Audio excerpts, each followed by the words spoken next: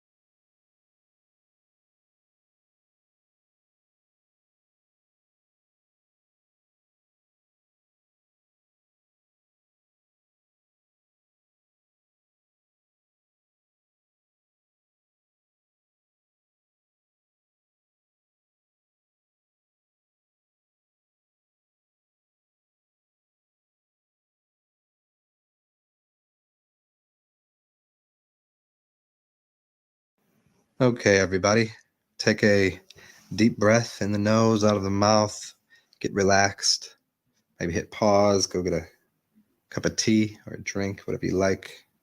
So I'm going to crack open some eggs here, pull your brain apart, rewire it, upgrade it, explain to you implosive technology of the mind, magic, what carrier waves are really, channels,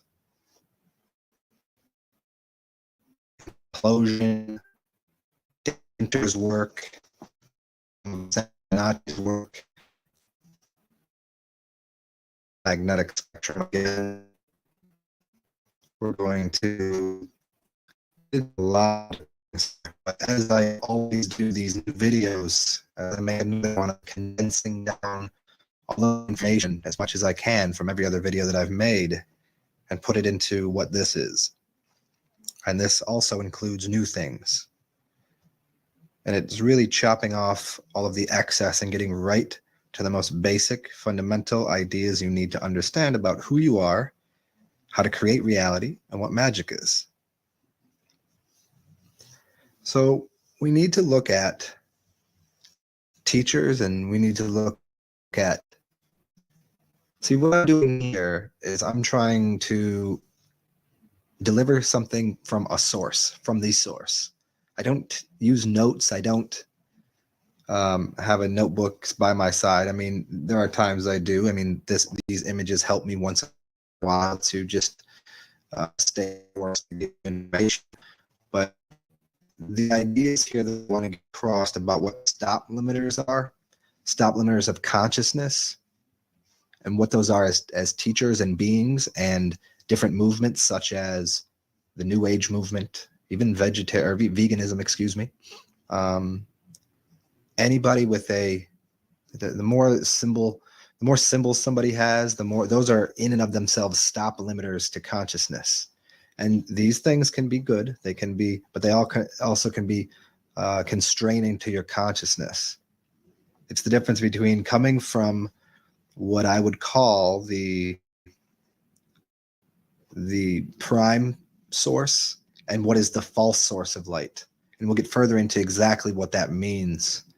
But it really means something along the lines of, if you're walking through the forest at night and someone has an electrical flashlight, yes, that is beneficial, but that is a false light.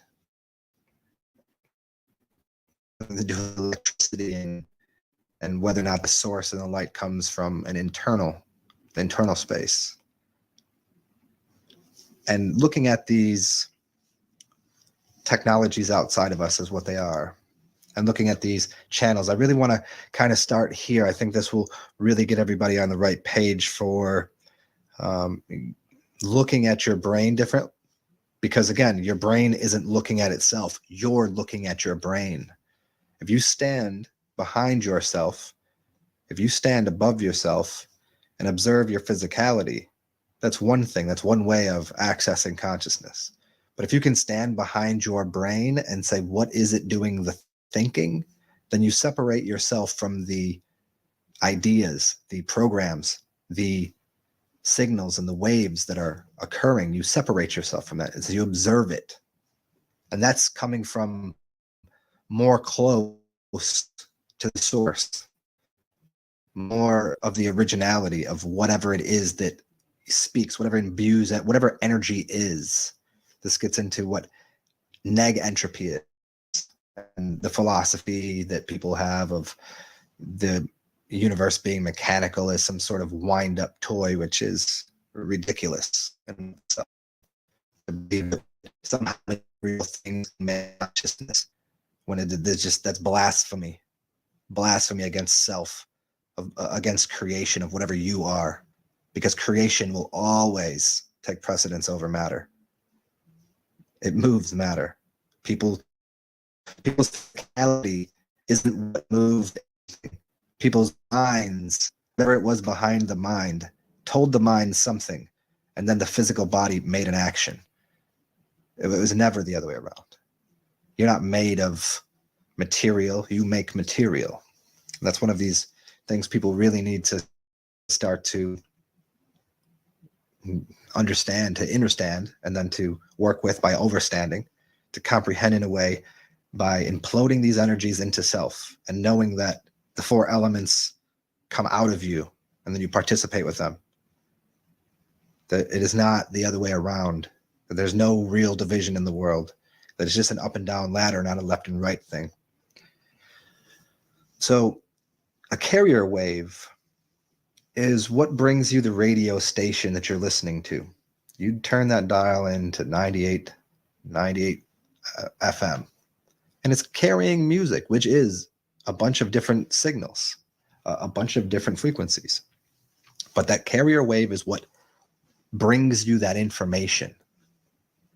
That carrier is in a specific location. It is locked into that frequency.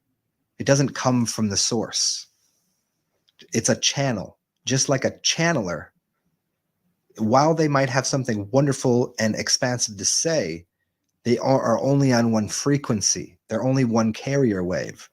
And there's limits to what they're capable of accessing, because they're not accessing the source. They're accessing a false light. They're accessing something that is electronically or magnetically or consciously limited. We have to think of it as a carrier wave is in surfing. The wave itself is the carrier, and the person upon it is the information.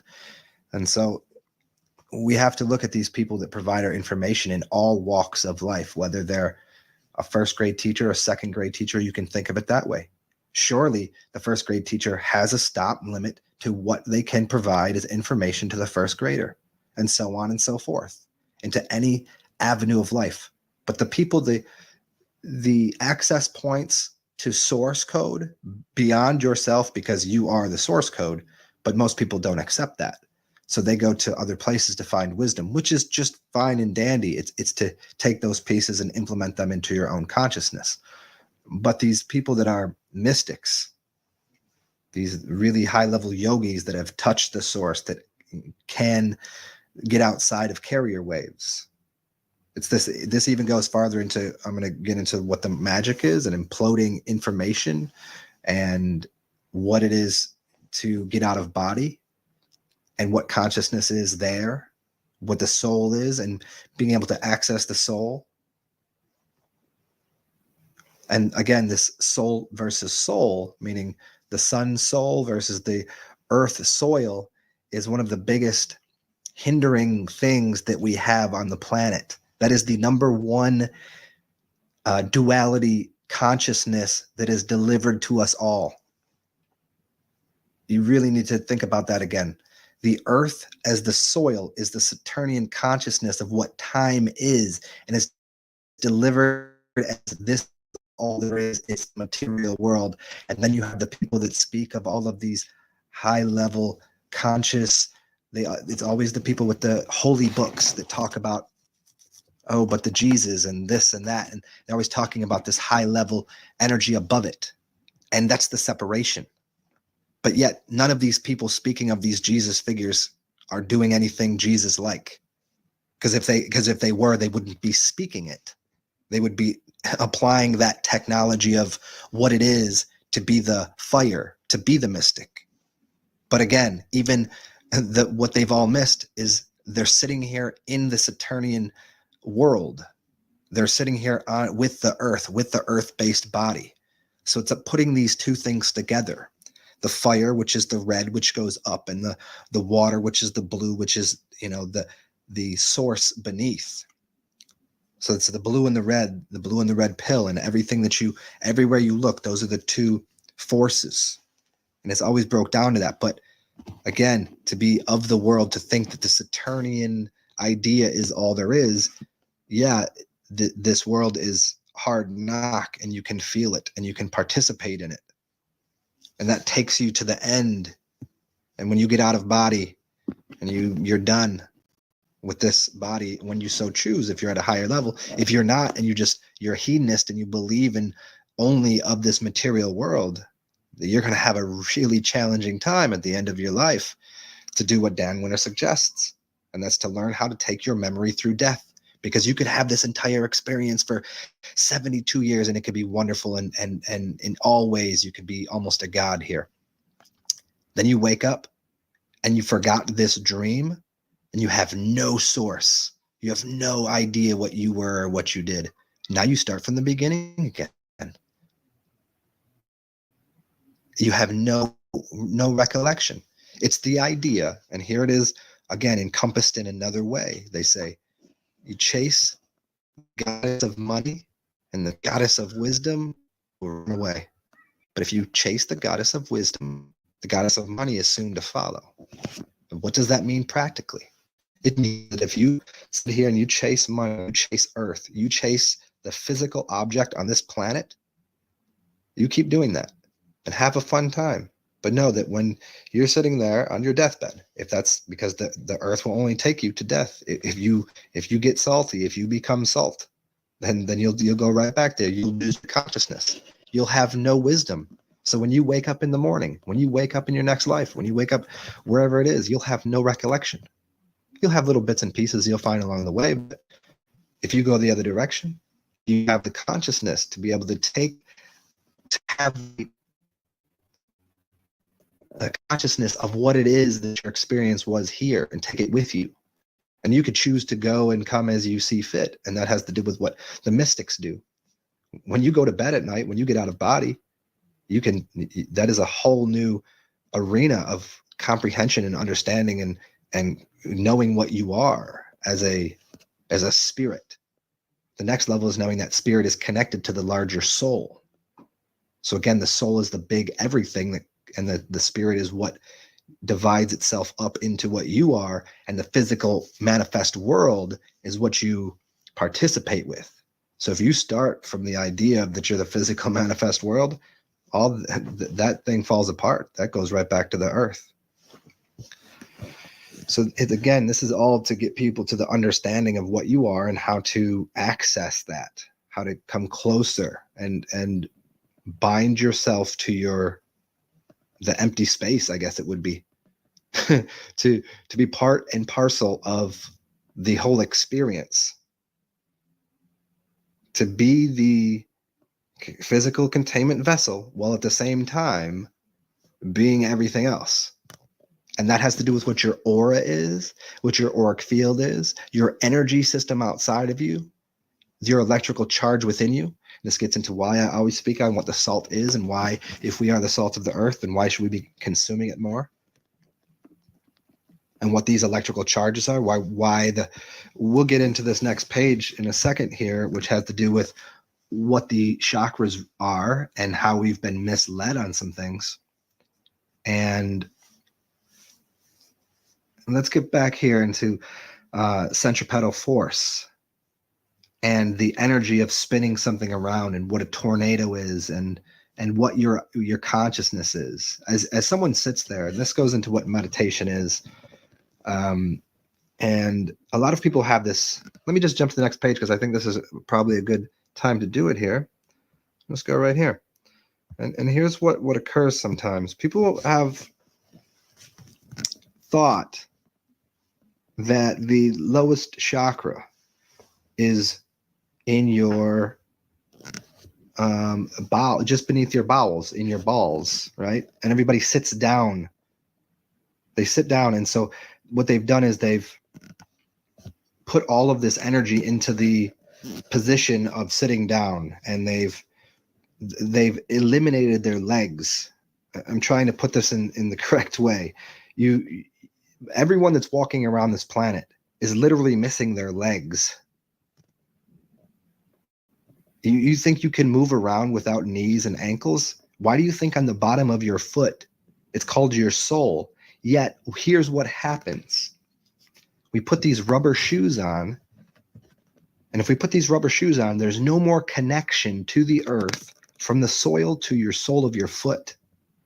So everything from the sole of your foot all the way up to the next entry point of your body, which is your taint, which is why there's a spiral there, just like on top of your head, that becomes the next entry point into your temple. Literally, people don't have any legs as they're walking around. There's no connection with their legs. People could be doing all sorts of things that they wouldn't be normally doing if they put rubber on their feet. In the most physical way, you can see people walking along paths they would otherwise not walk. Again, that is the most physical way you can see it. But from a electrical charge, from a spiritual and a mental standpoint, if you had bare feet, you'd be doing much different things. You would be feeling the earth. You would be feeling what you were doing. You'd be connected with your soul, the soles of your feet. But even now, we have this belief, everybody in these communities, and this has to do with this new age movement and love and light, and these people are they've lost it. They don't even realize it as they're walking around, going to their yoga class with their rubber shoes on, doing all of these things which are somewhat helpful. They don't even understand the basic function of what the body is. Now, once you put your feet on the ground, where do you think your lowest chakra is? It's not in your ass. It's not in your balls. It's not in your vagina. It's not in your dick. It doesn't work that way. It's connected to your feet now. So now you can get into what are the pillars and what are those energy centers. Sit down all you want, but if it takes you sitting down to be spiritual, to be conscious, then we're missing the whole lot of the game. Everybody sits there and they're going to sit in their yogic posture and they're going to be comfortable. And you walk down the street and they see you with your long hair and your whatever you do, and they're like, oh, do you meditate? People ask me that all the time. Do you do yoga? Do you meditate? I'm like, I'm meditating right now. What didn't you see? The yogic idea, it's like, because they go to a class and put their taint, they put their spine to the ground, which is perfectly fine, and it's definitely part of it. It's like if you've ever been to one of those parties, have you ever been to a rave? They tell you, here, take this balloon, take this helium. If we really want to get into that, we can do that another time. Sit before you hit. Sit before you hit. Yeah, sit down so that when the consciousness and the energy goes up your spine into your brain, that you don't fall over. But the practice needs to be a walking meditation. The real practice needs to be getting people's feet on the ground. If you think you can walk around all day and you're living a bipolar life, you put these rubber soles on and you've cut off your legs in every way. A lot of people talk about ways of doing this, that you can use your imagination, even if you're on a plane, to ground yourself out. And that's a great way to do it. But one of the most basic fundamental things we can do is to really start to take our shoes off. Put your feet on the ground. And even the rest of the day, you can't think that you're low. Why do you think people get stuck in the red chakra in there? Well, if we're telling everybody, oh, your life starts in the bowels, it starts right here in the sexual organs. If we say that your life starts there, the mentality is completely different. Whoa, wow, that's really hot right there. But if you tell someone, oh no, your reality starts in your feet, well, what can you do there? Well, now you can move, you can dance, you can walk. There's a whole different exploration of consciousness that is movement based. But now if you're intertwined with someone in a sexual union and you believe that you're connected via the chakra of the red, the lowest chakra, and you believe that's the genitals, then you can't move. Are you people understanding what I'm saying? I hope you are, because this is of extreme importance for people to comprehend this idea. If you think that the lowest chakra, I'm going to say this again because it is that important, and you think this 7-layered chakra system, which is the 7 days of the week, if you think these 7 colors are all there are to it, and most people, and I'm going to go even deeper on this in another video, and we're going to talk about the sixth sense and the 6 senses and the 6 entry points to your house above your mouth, and I'm going to really blow your mind there. I might even do it at the end of this one. But if we don't consider that our legs are 2 pillars for movement, which have to do with the reason for living, because if we were just plants, we would have no legs. If our lowest chakra was just our genital situation, that would bind us to someone in a specific location, and we couldn't move from that. Now, if we start to see our feet as where our soul is, as where our body begins, where our experience begins, it changes things. If we start to look at our hands as chakras as well, this goes even to another level. And I don't really want to go all this way to people, but think about why you shake hands, or why you touch someone, because you have energy centers in your hand, and these are as important, if not more important, than your feet. But everybody wants to sit down and meditate and have a polar, dual pole life where they sit down in class and at home, and they're in some sort of yogic stance, and they're living this life that is so holy, and then all of a sudden they put their shoes on, go to work, and they totally have completely forgot that their life has anything to do with that.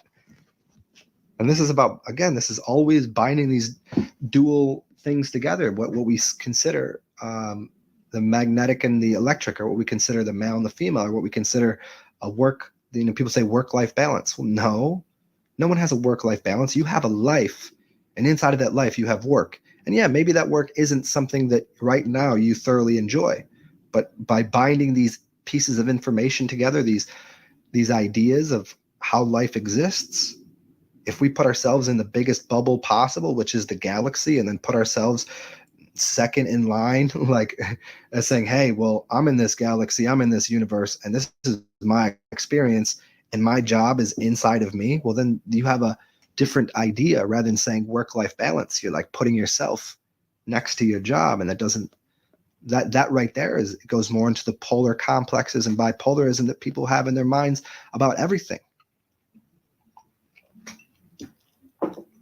So let's go a little farther into Dan Winter's work and this idea that, let's see what else I got here. Oh, here we go. I think this might help you guys. So we talk about neg entropy and what entropy is, and we have this philosophy, most people do. It doesn't matter if you came from a scientific background or from you were created by something background. There is an idea that there is an end to things, that things are slowly winding down. But yet anywhere you look in nature, you can see things spinning upward. You can see life occurring. You can see energy being generated. You can see something come out of nothing all of the time. You witness it every day. And you see entropy happen because systems were designed. How to put this? People kill themselves. People die because they've put things into their system that are literally causing entropy to happen. Everything that I speak about, everything that I'm trying to disclose, unveil to people, is immortality and consciousness, and getting yourself into an idea of what neg entropy is. That you can change, see where you are in consciousness, and this whole idea of most people saying, oh, there's these evil forces and there's these forces. It's a ladder. It goes in both ways. You can be entropic, or you can be negentropic. You can spiral down, and people die that way, and people apparently disappear in the other direction. There's plenty of people you don't know if that, you can't be sure. Did that person really die? Did that person? Yeah, in either way, you don't know it, because it's just about changing and transforming states. It's not as basic as, say, what a butterfly is and where that came from as a caterpillar. That can occur, and you can think about, as we get a little farther into this, what occurs when you get out of body at night. Well, if you're a caterpillar, if your body is a caterpillar and you get out of body at night and you fly around, well, aren't you that butterfly? And if that's what happens when you're dreaming, let's talk about condensation or collapsing of time.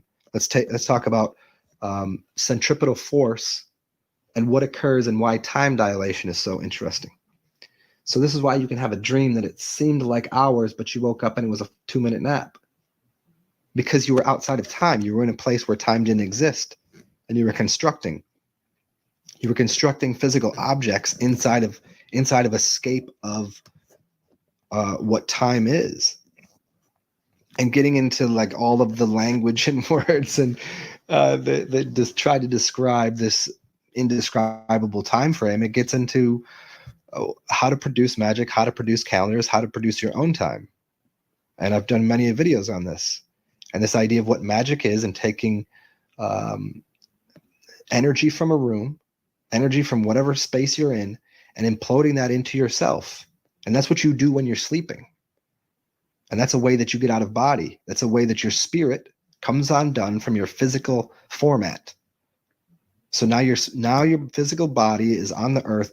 Your spirit is in between the soul and your body, and you're able to walk around that way. There's your cords. There's your energy. But then you wake up and you're back into this body. You still have the spirit. And there's people that can do it to the level, and these are what you'd call the realized yogis, the gurus, the ones that can do some extra next level things. Because what they're doing is they've already accessed and accepted their control as a time lord. They've accepted what time is, and time is only an outpouring of the four elements. Without the elementals, you have no time. There's nothing. If you're a spirit, time doesn't exist. How could it? You can only have time through the physical objects around you. You can only understand how far something is by a tree being here and a tree being there. Now you can say, oh, that's that distance. Oh, that's how long it takes to get from there to there. You're only using space and time and binding them together by a physical object. Without those physical objects, which you are when you're a spirit, you become so empty of those physical objects that time, how can it exist? You create it. And so we implode all of these energies into ourselves when we sleep. And we can do this on a piece of paper. We can do this when we design out our own clocks. And so what does it mean to be on this planet, on this plane where we are now, and all of the things that seem to be demonic and things to be angelic? Well, those will always exist, but you can participate in any part of that, any one of those scales, any one of those notes, any one of those places.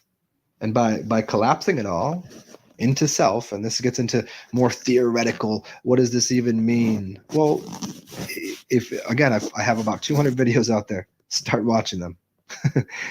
It's what many of us do. It's what everyone does anyways. You just can't recall your dreams. You might not be able to recall being out of body, but you have. But then you get pulled back into the body, and there's a magnetic force field that sucks that right out of you. It sucks the memory right out of you. And if you get into what the memory is, I've done many videos that has to do with water and light. And if your light codes that you participated with while you were out of body get aggravated or readjusted as it comes through the system, which is your body, the electrical magnetic system, it's just like a Faraday cage. If you think of it, putting something inside of a Faraday cage is what your brain is, and your body is the Faraday cage. Things can't come in or out unless, of course, you can get on the right frequency. So it's turning yourself into not only a Faraday cage, but in the opposite direction, a piece of organite. You are both of them already. You're a sandwiched piece of inorganic and organic material. You're a sandwiched piece of something that is considered inorganic and organic, dead and living. You're a sandwich of these things, spirit and physical body.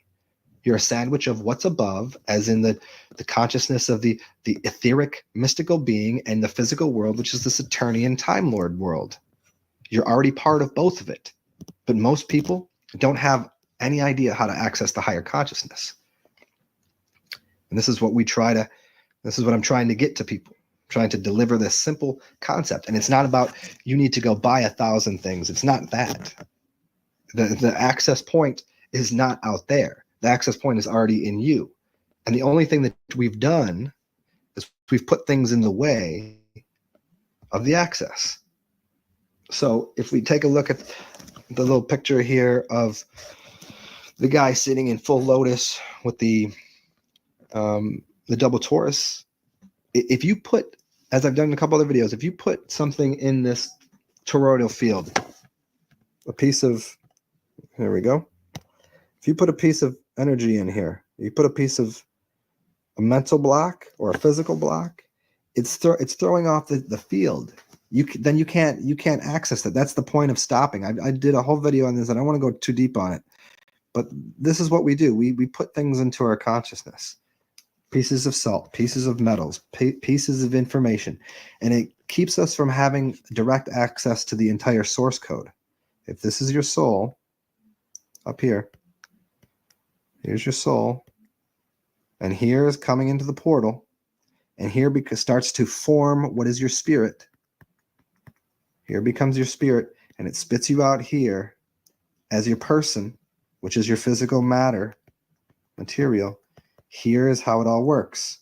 Here is that, and here is that. So here's the people right here that participate with the upside down Saturnian goat god, the bulls right there. There's your horns, and it's pointing to what they want. There's their tornado, and there's nothing wrong with it. That's part of the world. And then there's people that go, they try to float up here. They're on this Christ consciousness, and we're the physical world doesn't exist, and we're just all, and that's clueless. They're both, but binding them together, what do you get? You get the idea of what the material world is and what the soul provides. But if you start screwing up and putting too much material in, which is what these people have done in this upside down world, they keep putting more material in. So the more material densifies them. It densifies their physical body. It densifies their spirit. And it gets in the way of them accessing the soul. They have what is called access to, this goes into like Saturnian brotherhoods and all of this. They get access to more physical material world through a false light, through a false code. Here, take this. It has energy from a battery. Take this. It has this electrical device. Here, take this.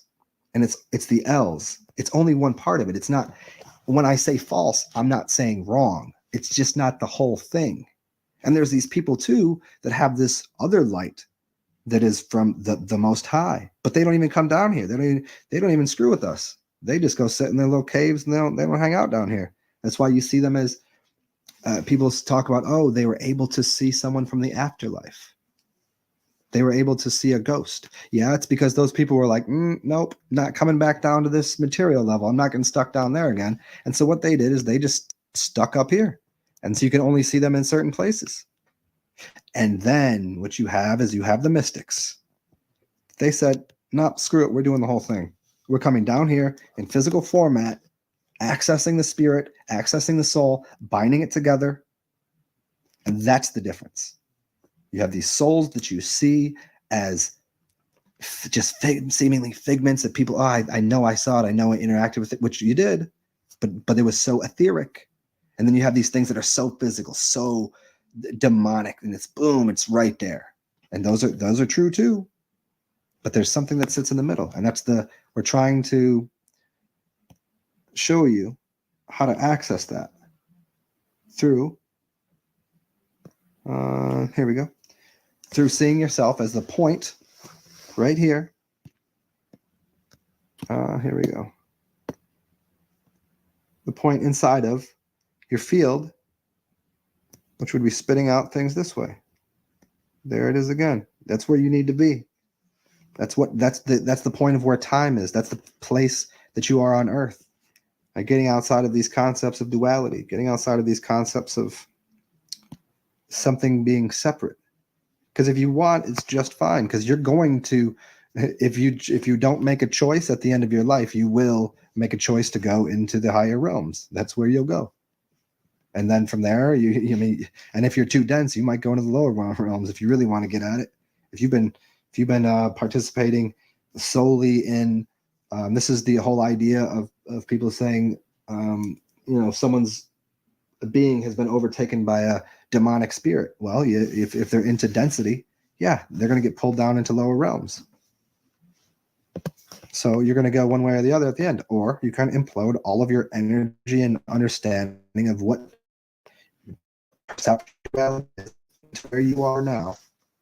Understand that these carrier waves, and I want to go farther on this. We've kind of got a little esoteric, a little bit crazy, I can tell for some people, but let's just try to get back to baseline here.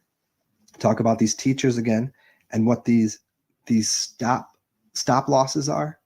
These points of if you think of it in degrees up and down, and who these purveyors of conscious knowledge are and what they can and they're allowed to, it just has to, it's kind of like the hundredth monkey of the information they're going to provide to you is only to what level you could handle. Your own consciousness will stop them from, and the consciousness of humanity as a whole. And that's another thing that goes into it. If you're listening to Bashar, I listen to him a lot, but then you hear, I've heard all of these channelers that they actually don't speak about flat earth. They don't speak about this. And that immediately is like, oh, and I listen to them again and again. I'm like, wow, this is interesting. They're not really saying much tangible. They're not saying much that I can apply to my life. They're like on this love and light train to nowhere. Well, and it's like, yeah, there's something to be taken from that. Just like there's something to be gained from all sorts of your interactions with people and with ideas. But these people are underneath. Once again, there's a limit. There's a stop limit to what they can provide because of the carrier wave they're on. You're not going to be getting channel 104 out of them if they're on channel 97. And to be able to access the entire thing, which is the soul code, which is the whole thing, that's having access to all the stations simultaneously, stopping time and picking from those stations what you'd like. And that is the goal for everyone. But these people, again, we have to start to take things for what they are, take things for how they sit, what value they offer, and not get caught up in the stagnation that these things are. A lot of these things are not Bashar has been saying the same thing since I don't know when. It's the same exact message. It's like, it reminds me of, was it Alan Watts that said, oh, drugs are like an answering machine. You get the message and then you hang up the phone. Understand, these channels are channels. You turn the radio station on, got the message, turn it off. You take the drug, you got the message, okay, we got that information. Don't repeat that grade. Don't repeat that. There's no, some people got to go back and repeat things. Sometimes you need to hear it again. Plenty of people that, I've done it myself with plenty of things. Everyone does. But once you've understood the knowledge, put that into your basket and carry it along until you can build it up all in your informational construct of how reality works, and then you learn how to apply it. So what else haven't I covered here? The actual magic and centripetal force, which was one of the major things. Here's what happens during magic, and this has to do with the video that I made as a little teaser for this, which was the rice experiment. How is it that from quite a distance, those things did what I expected them and wanted them to? How is it that any magic could occur? How is it that a tornado occurs? So it has to do with this point of centered information and focus. And it's what occurs whenever someone sits into a meditation, whenever someone sits at their altar. If they really understood the dynamics of what was going on, they could even apply it even more so. And see, I go at these things from showing people how it all works so you can have the blueprint for it, because there's no use in going and, yeah, it's great to just do magic and you're like, oh, that's great. I'm glad I could do the magic and that happened and I believe in it. That's grand. But if you can look at it and see the blueprint and understand completely how it works, then it has multitudes more power. It gives you more control. It gives you more precision to be able to change dials, to dial into even more precise frequencies. Because now if you know what's happening is if by sitting there, what you're doing is you're taking a deep breath in and you're taking an electrical charge and you're pulling in literal pieces of the universe into yourself to bind up into an etheric object that now you're going to put energy into by using the magnetic pulses of your brain as you're thinking something. You're literally charging the electrical frequency that you've brought into your body and into your spine. And when you breathe it out into the universe. And when you do it on a piece of paper and you take your pencil and you're drawing that circle, now you've pulled the energy into a circle. Look at the way the Mayan calendar was made. Look at the drawing a circle, what it does, the motion of the hands. Now put that all together into applying centripetal force into an idea. What do you think happens with the energy in your body? It turns into an egg if you're a woman and turns into a semen if you're a man, is centripetal force of all of the consciousness of that you had throughout your entire life, just imbued into a tiny little seed, which is the same thing that a tree does when it produces a nut that gets planted into the earth. It uses centripetal force and it just pulls until it bursts out on the other side as the reflective mirror. You take the sun energy of the soul and put it into a tiny little seed and put it into the earth, which is the soil, as a black reflective mirror, and it implodes itself and comes out the other side of the mirror as everything that was put into it. And that's what you do with magic. That's what you do with your consciousness. That's how all of life works. Yeah, I just blasted that out there for you. Hope you guys enjoyed it. Listen to it again if you need to, but whew, that was good stuff. Cheers, y'all.